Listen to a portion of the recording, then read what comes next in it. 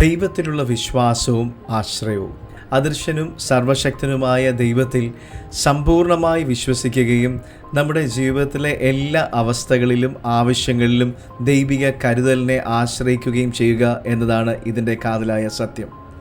ഇത് കേവലം ബുദ്ധിപരമായ ഒരു സമ്മതമല്ല, മറിച്ച് നമ്മുടെ ഹൃദയത്തിൽ നിന്ന് വരുന്ന ശക്തമായ ഒരു തീരുമാനമാണ്.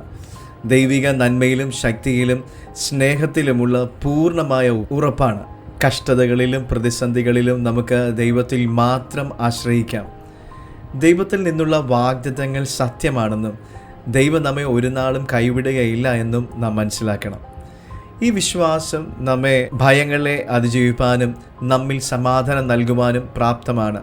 പൂർണ്ണ ഹൃദയത്തോടെ യഹോവയിൽ ആശ്രയിക്കുക. സ്വന്തം വിവേകത്തിൽ ഊന്നരുത്. നിൻ്റെ എല്ലാ വഴികളിലും അവനെ നനച്ചുകൊള്ളുക. അവൻ നിൻ്റെ പാതകളെ നേരെയാക്കും. സദൃശ്യവാക്യം 3-ാം അധ്യായം 5-6 വാക്യങ്ങൾ. ദൈവത്തിൽ ആശ്രയിക്കുമ്പോൾ നമ്മുടെ ചിന്തകളെയും വഴികളെയും ദൈവം നയിക്കും. ആകയാൽ വിശ്വാസം കേൾവിയാലും കേൾവി ക്രിസ്തുവിൻ്റെ വചനത്താലും വരുന്നു. റോമർക്ക് എഴുതിയ ലേഖനം 10-ാം അധ്യായം 17-ാമത്തെ വാക്യം. ദൈവവചനം വായിക്കുന്നതിലൂടെയും പഠിക്കുന്നതിലൂടെയും ധ്യാനിക്കുന്നതിലൂടെയും നമ്മുടെ വിശ്വാസം വർദ്ധിക്കുന്നു, അത് ശക്തിപ്പെടുന്നു. ദൈവവചനത്തിൽ നിന്ന് നാം അവനെക്കുറിച്ചും അവൻ്റെ ശക്തിയെക്കുറിച്ചും കൂടുതൽ മനസ്സിലാക്കും. ഈ അറിവ് ദൈവത്തിൽ പൂർണ്ണമായി ആശ്രയിക്കുവാൻ നമ്മെ സഹായിക്കും. God bless you.